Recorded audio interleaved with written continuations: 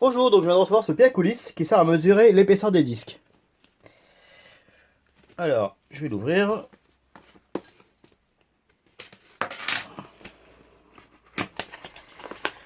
Ah, déjà il est dans un petit coffret, donc pour le rangement c'est bien pratique. Petite boîte en métal, hop. Alors le coffret, regardez, il suffit juste de pousser son côté et ça l'ouvre. Donc le voilà à l'intérieur. Alors déjà une bonne petite chose, il baigne dans l'huile. Donc au moins il sera pas, vous êtes sûr qu'il arrive en bon état et pas rouillé. Parce que bon après on sait pas combien de temps c'est stocké. Alors, je vais l'essuyer un petit peu.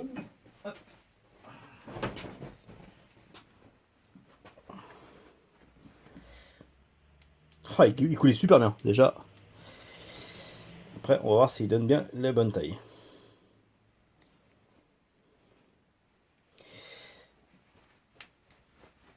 Voilà. Alors, regardez les graduations.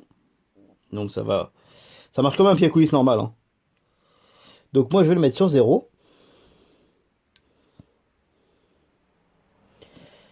Alors, il est faux déjà comme vous regardez. Vous voyez, je suis pas tout à fait sur la barre du 1, je suis sur un tout petit peu dépassé. Donc je desserre ce vis là. Ah,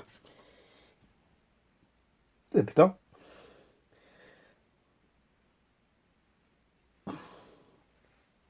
Ah voilà, voyons, il tient bien. Et après je m'ajuste. Donc là je me mets à 0. Et lui, regardez, je le mets sur le 0. Donc comme vous pouvez voir, les deux bouts se touchent bien. Ici, je suis bien à 0. Je vais pouvoir utiliser mon pied à coulisse pour savoir la taille de tout ce que je fais. Entre autres, là, c'est un disque de disqueuse. Donc bon, là, je sais que c'est 1 mm, c'est écrit dessus, hein. Mais si c'était pas écrit, je le prends, je le mets dessus. Regardez, hop. Et je vois, c'est un disque de 1 mm. Et c'est exactement ce qui est écrit dessus. Donc voilà. Donc vous pouvez, normalement c'est fait pour les disques de voiture, mais comme vous pouvez voir, vous pouvez vraiment faire pour mesurer tout et n'importe quoi. Alors pour voiture, pourquoi? Parce qu'en fait, vous voyez, il y a un décroché. Et souvent sur les disques de voiture, quand ils sont usés, il y a une petite bordure. Et ben justement, ça permet de passer outre la bordure.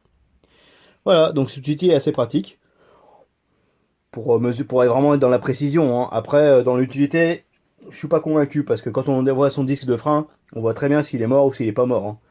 Après, on peut mesurer parce que bon, à partir d'une certaine taille, ça devient critique.